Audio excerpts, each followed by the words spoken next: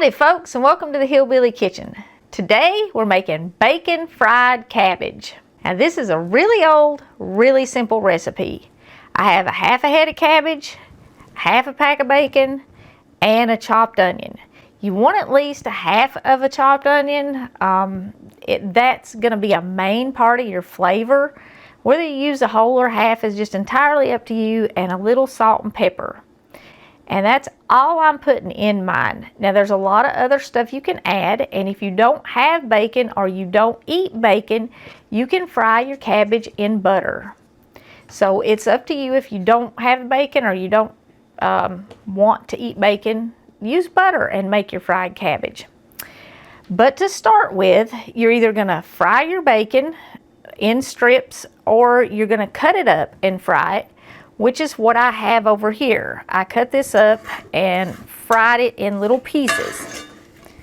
It really doesn't matter which way you do it. It's just kind of up to you. If you fry it in strips, you want to crumble it after it's fried. Okay, now all I'm gonna do is I'm gonna take my fried bacon out of my pan and set it aside. Now, I have seen my granny, when she was in a hurry, not take her bacon out of the pan. Just go ahead and throw her onions and her cabbage in there. And you can. What taking it out of the pan does is it allows it to crisp up when it cools.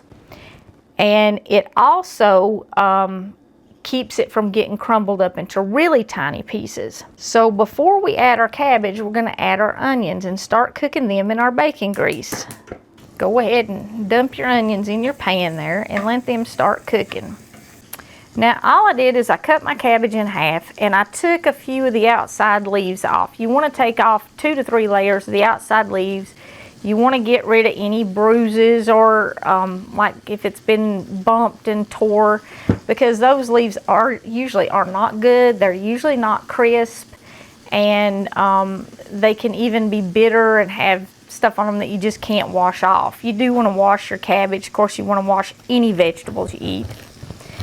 And I'm going to cut it in half again and cut the stem out. Now the stem is bitter, so you do want to get it out. And when we were kids, we used to peel it, because it's actually this peel right here that's in between the leaves and the stem itself. That's the bitter part. You can see it on your cabbage. You probably can't see it in the camera. It's just a little bit more yellow. That's what you don't want to eat. That's the bitter stuff. But this inside, you can actually peel it out and put a little salt on it and eat it raw, and it's pretty tasty. And you can either cut it this way again, or you can cut it just kind of however you want to. I usually slice it like this and then just go back the other way and make it a little bit finer. And how big you cut it to is kind of up to you. I mean, you can cut it in really big chunks if that's how you like it. And just kind of go back this way and cut it again. I don't like to leave it so long that it falls off your fork. You know, if you stick a fork in it, I like to be able to get it on the fork and not have it stringy. Okay, our onions have only been cooking about 2-3 minutes, and they're already starting to turn colors. And they're getting soft, and that's all you really need to do to them. And I've got my cabbage about as fine as I want it, I suppose. And like I said, it's just up to you how big you want the pieces, how fine you want to chop it. I certainly don't like mine as fine as coleslaw, but I want to be able to stick a fork in it and get it. I don't want to have big, long, stringy pieces that I can't get with a fork. So once your onions start to get tender, you're just going to go ahead and add your cabbage to your pan. And I know this looks like a lot of cabbage, but cabbage really cooks down. You want to kind of stir this up a little bit with your onions and get some of your bacon grease up on the cabbage.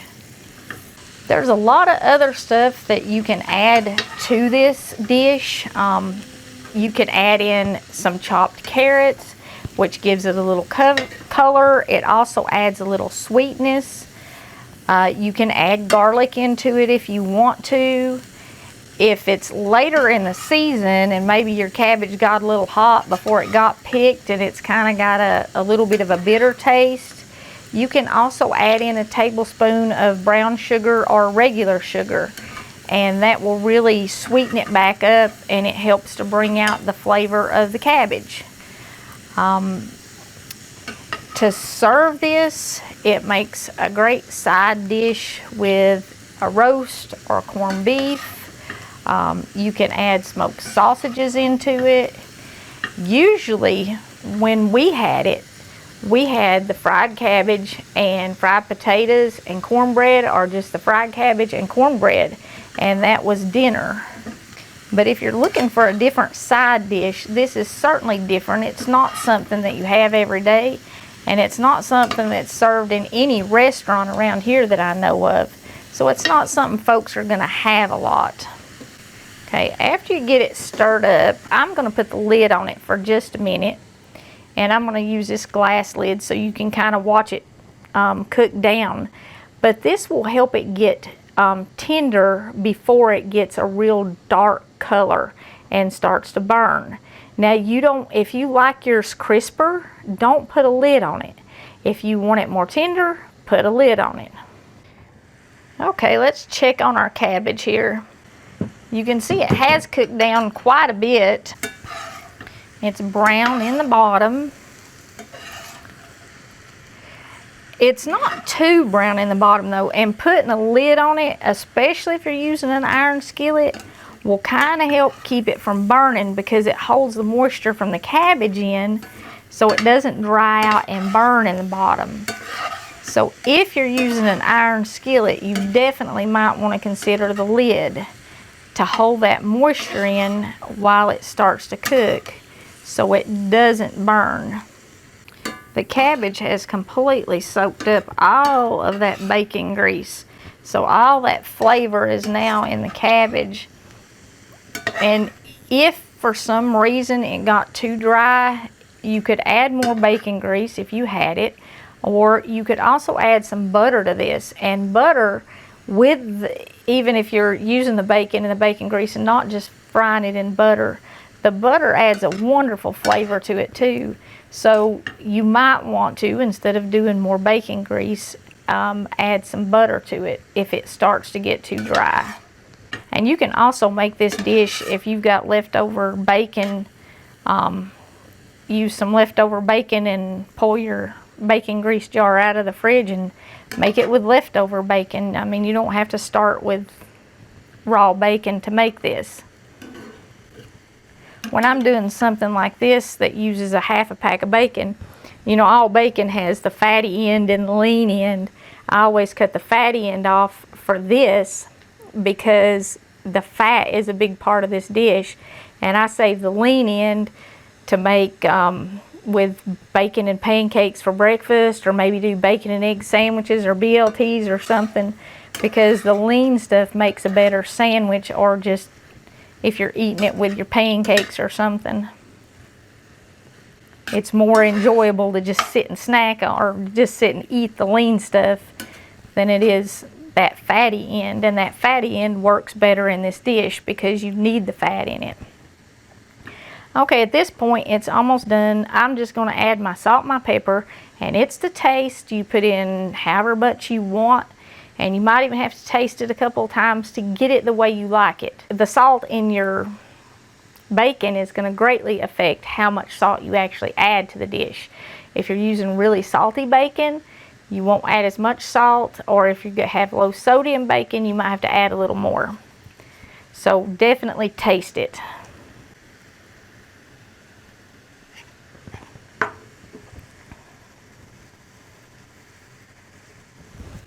And the pepper is also to taste, you know, just whatever you like in it.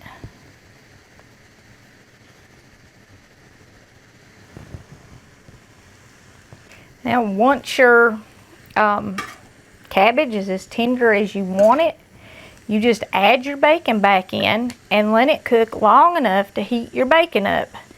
And that's literally all there is to it. And like I said, there's lots of stuff that you can add into this dish, but I like to keep it simple. A lot of these old basic dishes like this, I just think are better if they're kept basic. But if you want something extra in it, or you want to do something special, certainly adding the sausages to it to make it a meal, I mean, that's not really changing the basic, it's just changing it from a side dish to a dinner. And you could cook the sausages in your pan before you add your cabbage if you wanted to, and have one pot meal. It's really just kind of up to you, and whether or not you make this the main part of the meal or you make it a side dish also, it's just kind of up to you.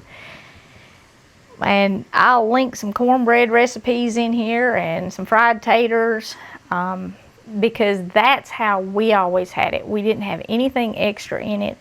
And I said this recipe was really, really old. It is really, really old. It was brought to the United States by the Irish immigrants who came after the potato famine. And a lot of them settled in this area right here around where I live, in the southern Appalachian Mountains. And my granny's family and my pa's family were both mixed in with those. They had relatives from other countries too, but they both were related to Irish immigrants. They were in the family tree on both sides. And this was one of the things that she made. And it was the main course. You would have cornbread and taters with it and not have any meat. A lot of people think that the corned beef and cabbage was how it was started. Well, it was usually cabbage with ham or cabbage with bacon. The beef and cabbage didn't start until they came to America, because beef was cheaper and easier to get here. So that was actually started after the Irish came to America. So the older dish is ham and cabbage or bacon and cabbage. Before I go, I want to leave you with Psalm 46:10. Be still and know that I am God. I will be exalted among the heathen. I will be exalted in the earth. There will be a day when the whole world knows who God is, and there is no denying it. And sometimes we get caught up in our circumstances, and we get caught up in current events, and we forget to look for what God's doing. So maybe this week, take a little time and just be still and look for God and look for what God's doing. Thank you so much for joining us in the Hillbilly Kitchen. If you haven't already, please don't forget to click like and subscribe before you leave. And until next time, remember to put God first.